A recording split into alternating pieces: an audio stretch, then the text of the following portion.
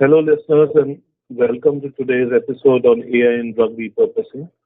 I'm Dr. Sukant Khurana, joined by Bikram, a vibrant researcher in computational biology. Bikram, thanks for being here.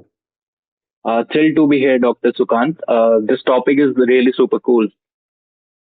Let's dive in. Drug repurposing, finding new uses for existing drugs, is a smart way to speed up treatment development. It's tricky now with so many possibilities. How is AI making difference in this space? AI is totally shaking things up. It's like a detective sniffing out new roles for old drugs by analyzing massive data sets, chemical structure, biological pathways, clinical records.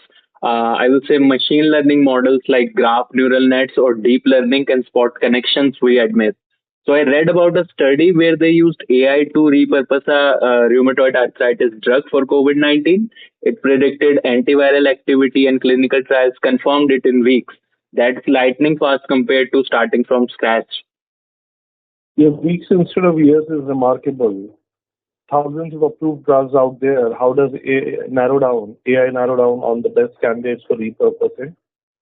It's all about pattern recognition.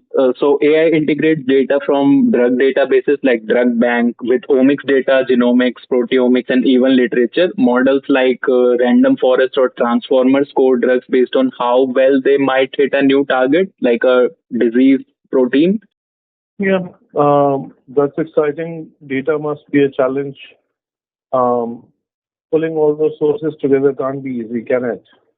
Oh, it's definitely a beast. You've got messy public data sets, think PubChem with inconsistent annotations and silhouette clinical data.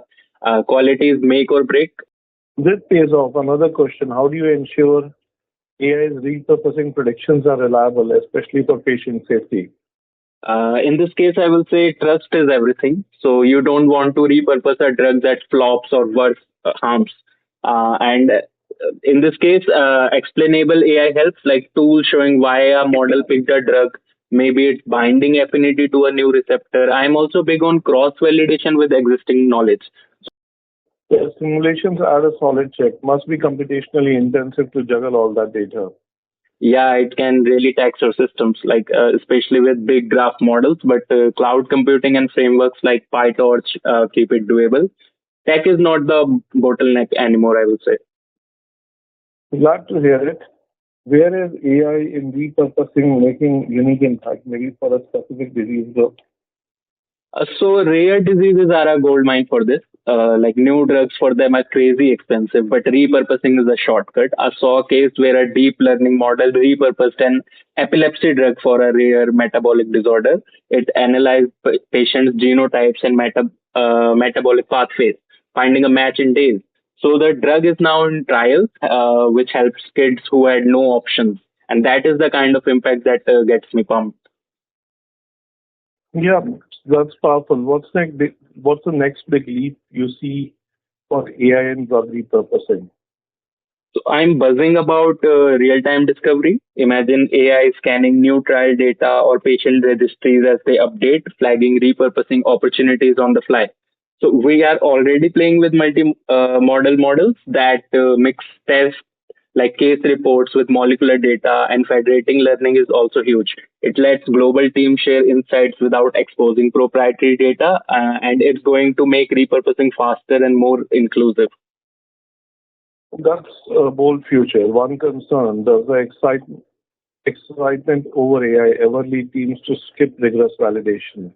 Oh, definitely. Like AI can dazzle you with slick predictions, but you've got to stay skeptical. First setup is iterative. AI suggests lab tests, and then you refine the model, and that keeps you from betting on the shiny mirage. Yeah, that's very important. So it's a prudent approach. Final thoughts on AI and drug repurposing? It's breathing new lives into old drugs, I will say. So finding cures we didn't know we had faster and cheaper. I'm also stoked to help unlock these possibilities for patients. Fantastic insights, Vikram. Thanks for sharing and thank you, listeners, for tuning in. Until next time.